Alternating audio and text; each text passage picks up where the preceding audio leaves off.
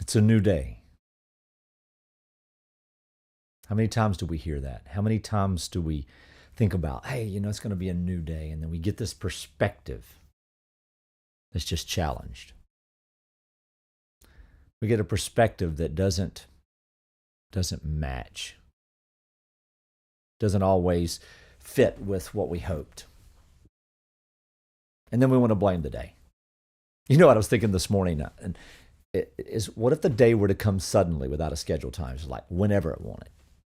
What would be the purpose? I mean, if the day was late, we'd complain that it was late. If the day was early, we would moan about it. But yet we need to realize that in the seasons of our journey that nothing is going to be as we want it until it is. Now I say every day that it's the best day of my life, and that's not a postured statement. It's not something that I just decided to start saying one day because I wanted it to be true. It's the perspective. It's the perspective that I see when I go to bed at night and when I get up in the morning. Whether it be 3 in the morning, whether it be 9 in the morning, it doesn't matter. The day is new because the way we want it is the way we want it if we're looking at it in that way. I mean, if the day were new, I mean, what does that even mean? The Christian scriptures in Lamentation says that the mercies of the Lord are new every day. See, the way I look at life is that either tomorrow is a new day with a new journey, with a new adventure, or it's just a carryover from the day before and all the stuff that was laden upon my shoulders. But the beautiful thing is that things don't have to be laid upon your shoulders. Burdens, yes. Important things, absolutely. They are there, but they don't have to be a weight. I mean, what does it mean for the day to be new? Is it like morning dew? We always think about fresh morning dew, but there's a part of me that goes, oh, I don't want to drink morning dew. It's got dirt in it. Or is it like a laundered breeze? Like that artificial smell that we have at the dryer or hanging the clothes out online. If the day were new, I ponder, does it thirst? Like an infant to the breast. If the day were new, will it wear thin by dawn and become old hat and such? You see how we look at these things. There's a constant dichotomy, a constant spinning of our minds, a constant turmoil, yet we see good and we look for bad and we hunt and find exactly what we want. So things are exactly as we see. See, these questions linger and the mindsets we have change over and over and over again. And I think about it and I say, are these thoughts or is this me seeking? Sometimes I'm not certain. And at every moment, it doesn't matter because it's part of the experience of this newness, this day. But I know what I want and I know what I'm looking for and I see it every day and I see it right there. And even when it's not with me, I can almost feel it as if to touch it.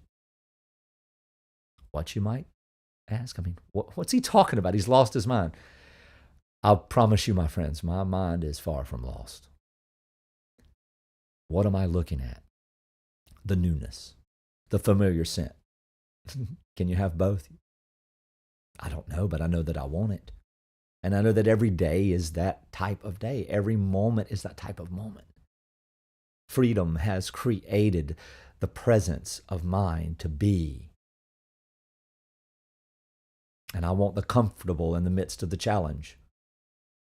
And sometimes I want the fear that feeds on the fury that has become me, yet stable, structured, powerful. No, secure. That's the word I'm looking for. If the day were not new, it would still be new, for if in this place with me, there would be adventure and solace and dreams and fire all at once. All at once. If the places of my mind are settled and free, what would this newness be? See, the questions turn not into more seeking, but into expression. So as we see this new day, let us take this day and then amplify. Be, not labor in what we wish would be. Live. You're free. And if you're not, you can be. Dig deeper with every breath, every beam of light, every opportunity, a chance to soar, every beat of your heart, a rhythm of a new song that feels so familiar. But yet there's a difference.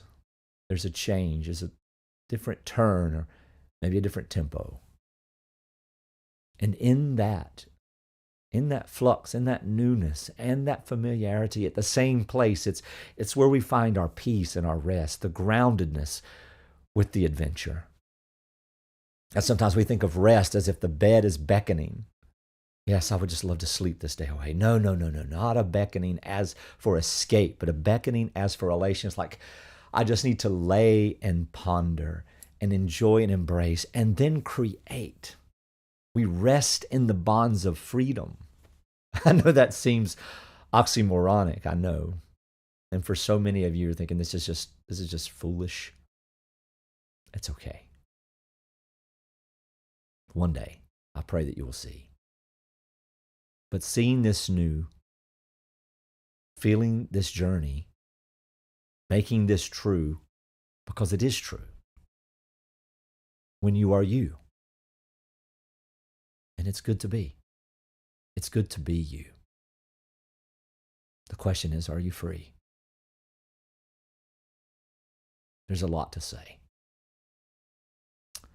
Follow me if you want to take this journey a little bit